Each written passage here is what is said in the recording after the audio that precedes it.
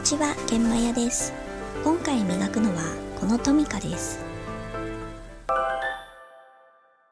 このトミカはフォロワー様からいただいたものです。本当にありがとうございます。元はクリーム系の白塗装のようですが、全体的にボロボロで磨きがいがあります。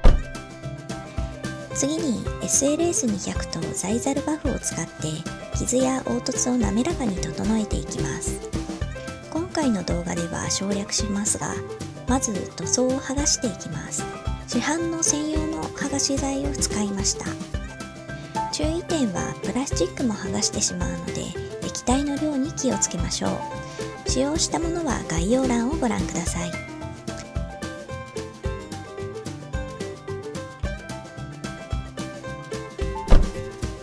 次に SLT400 と青鉄ミシン目バフを使って全工程でできた曇りをきれいに取っていきます。強くバフを当てすぎるとボディのデザインが消えてしまうので注意しましょう。プラスチック部分を磨くときはルーターだと回転速度や圧力が強く削れてしまうことがあるので、マスキング保護をしておいて、最後に綿棒や柔らかい布で個別に磨くといいと思います。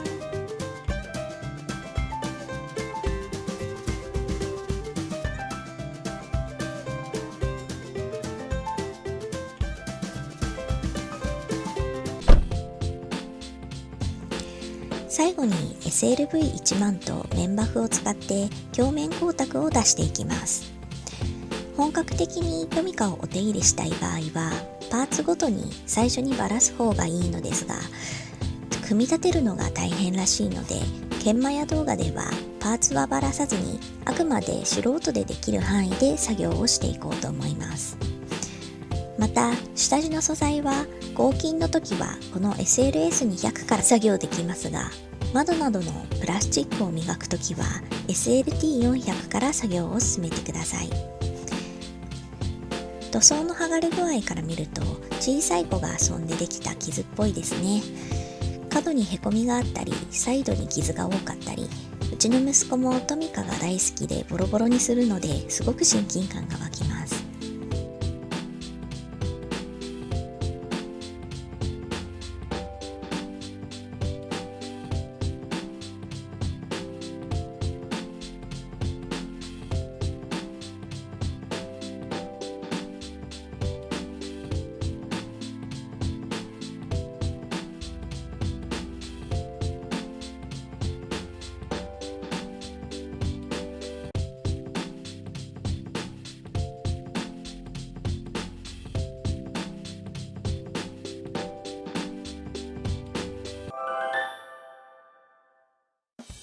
今回使用した道具は粗さの異なる研磨剤3種類とバフ3種類、そしてハンドルーターを使いました。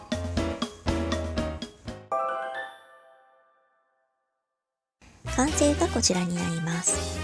綺麗にメタリック風なボディになったと思います。窓のプラスチックは傷が深くあまり綺麗にできませんでした。後日再チャレンジしたいと思います。また今回こちらの磨いたトミカはオリジナルデザインにカラーリングする企画を考えています。その際はまた動画を投稿したいと思うので、よかったらそちらもご覧ください。